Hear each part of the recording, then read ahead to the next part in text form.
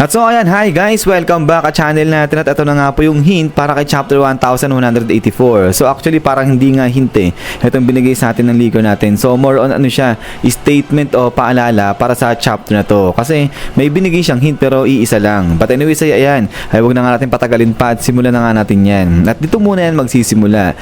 Yung sa kung saan natapos sa nakalipas na chapter. Dahil ito nga sinabi ng leaker natin na magpapatuloy pa rin yan kung saan natapos sa nakalipas na chapter. So ibig sabihin, flashback pa rin dito kay chapter 1184 at itong flashback na to ay magpapatuloy yan dito kay Queen Candle pero ang focus niyan ay yung patungkol rito kay Brook. So kaya yan, sinasabi ng leaker natin ngayon na para sa mga fans neto ni Brook sa kanyang fan club ay sigurado masisiyan sila, matutuwa sila sa chapter na to kasi nga si Brook yung bida dito. But anyways, ay eto puntahan naman natin yung mga statement niya patungkol sa chapter na to. So unahin muna natin itong unang sinabi niya. So ito muna kasi dalawa eh. Ito yung statement niya. At ito nga sabi niya dyan, this might be a chapter where you just skip straight to the escalation and skip the spoilers. So wag na raw tignan yung spoilers, though not because it's so damn good. Might be better a chapter where the chapter itself is more important. There's no point in starting to post hints or anything, sorry. So kaya ayun, so kaya na pa kami naghihintay actually ng mga hints pero talagang wala siyang nilalapag kasi nga raw hindi na kailangan pa na magbigay ng hint kasi nga itong chapter na to ay patungkol kay Brook. So yun yung binigay niyong hint kanina. Si Brook lang talaga, literal siya lang mag-isa. At yun nga ay magiging maganda naman daw itong chapter na to. Pero wag na raw tignan yung spoiler. At ito nga yung pangalawang statement niya rito, I'm saying this because the spoilers themselves are going to disappoint people. But the chapter itself will actually be better. That's why I'm issuing a clear warning. You should wait for the full chapter before passing judgment. I can't really say anything more than that. So ayun.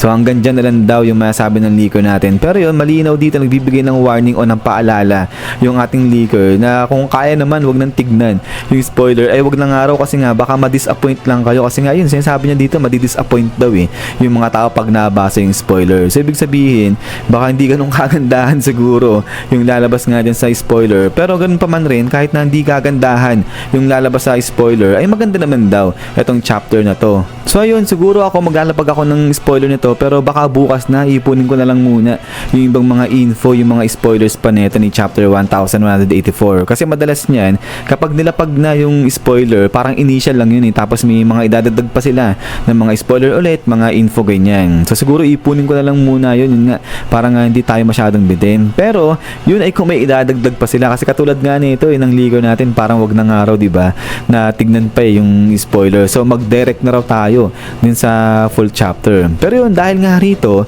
marami yung mga nagko-complain, yung mga nagreklamo na bakit daw ganun? Parang masyadong late naman na yata itong pagbabackstory ni Oda sa buhay na to ni Brook. Eh, parang endgame na raw eh. Tapos yun pa yung buhay pa ni Brook ngayon, yung saka pa siya i-backstory. Pero ako sa tingin ko dyan, parang okay lang naman. Parang wala namang problema dun kung i-backstory ni Oda eh.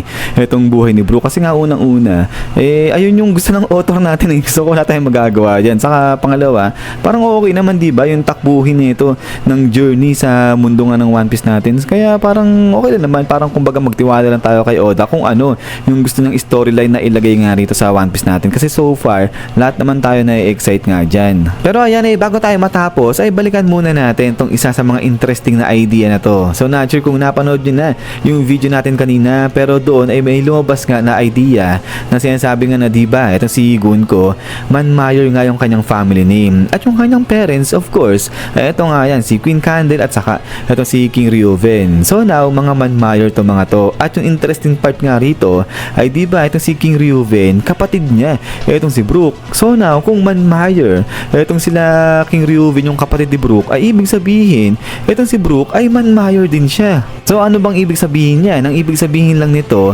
ay itong si Brook ay isang Celestial Dragon. So kasi diba nga, nung ipinakilala na ng maayos, itong si Gunko, ni-reveal na yan eh, na ang pangalan niya nga si Saint Gunko Manmayer. At ayun nga, isang Celestial Dragon ang si Gunko. Eh, magkaka-relative eh.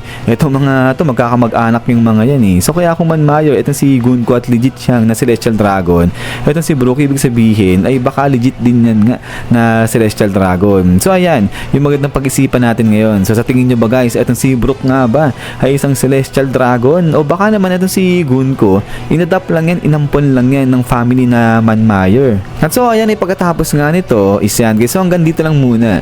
Ito yung hint o yung statement sa atin ng liko natin para kay chapter 1184. So ayan, ito medyo interesting nga yung part dito kay Brook. So ito yung magandang pag-isipan kung totoo ba na Celestial Dragon ba itong si Brook o hindi. Pero yun nga guys, ay ulit maraming salamat sa panonood dito kay One Piece natin. At pag lumabas na yung mga info patungkol sa chapter na to, ay ipapresent ko na lang kagad sa inyo yan guys. I-update ko kayo. Sige naman at ulit, ay maraming salamat sa lagi mag-ingat. God bless niyo lahat at kita-kits tayo ulit.